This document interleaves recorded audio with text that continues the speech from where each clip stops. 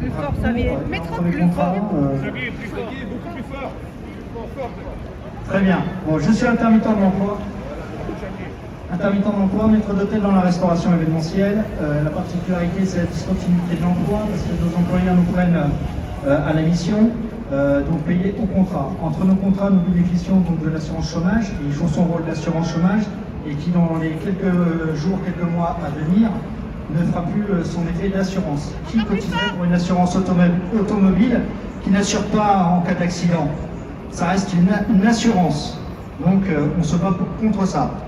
Au-delà de la précarité subie depuis le mois de mars et le mépris du gouvernement suite à toutes nos actions pour essayer de se faire entendre, moi j'ai fait une petite lettre à monsieur Emmanuel Macron. J'aimerais bien la lire, parce que je ne la connais pas par cœur. Emmanuel Macron, tu as tué ma France. Le fait de se faire élire par dépit ne devrait pas te rendre fier. La majorité des citoyens ne t'accordent aucune confiance. Tu n'as de préoccupation que pour des milliardaires, le secteur médical, la police, l'armée, les transports, puis les gilets jaunes. Tu as su faire déborder le vase, le champion de l'impopularité.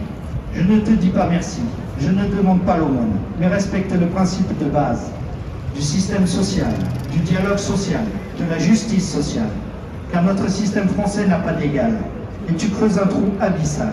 Manu, derrière ce sourire complaisant et méprisant, se dessine les traits d'un homme manipulé par le capital.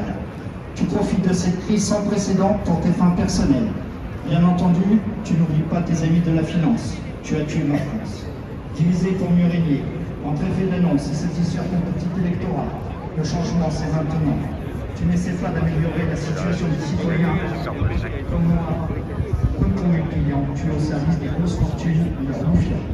Une question, qui vois-tu dans un miroir? Quelqu'un de bien? Le poids qu'il en coûte, nos vies sacrifiées, le coût du travail, le coût de la maladie. Pas assez de lits, nous dit-on. Des économies à faire, tu réponds. Un tiers de la gestion du chômage partiel imputé à l'UNEDIC. Il n'y a pas d'argent magique. Tu ne doutes de rien, tu n'écoutes pas. Les livres d'histoire sauront le répéter. Tu prends des mesures en dépit du bon sens. Sur tous les médias, tu te félicites, tu es congratulé. La peur, la manipulation des chiffres, des courbes, des discours à rallonge angoissent les Français et tu obtiens leur obéissance. Pourtant, tu ne me trompes pas. Voilà plus d'un an que ton gouvernement nous ment. Tu dis tout et son contraire. Tel Cyrano, ton appendice s'allonge. Tu as tué ma France, ce beau pays libre. Il l'est de moins en moins. Le bruit des bottes dans les rues, les couvre-feux, les attestations. Je n'ai vu cela que dans des films. Tu nous surveilles, tu nous écoutes. Les collabos sont ressortis. Si le Covid ne me tue pas, celui qui se prend pour Jupiter le fera.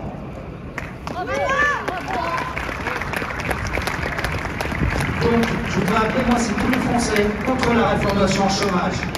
Au-delà des intermittents du spectacle, de l'emploi, qui que ce soit, on est tous concernés. Tous Français, et tous ceux en CDI qui sont sur leur matelas de CDI, et c'est bien pour eux, ils vont déchanter dans quelques mois quand la réforme va tomber. Parce que si la réforme, elle passe, c'est la mort sociale pour tous. Voilà, merci à vous. Bravo! Bravo!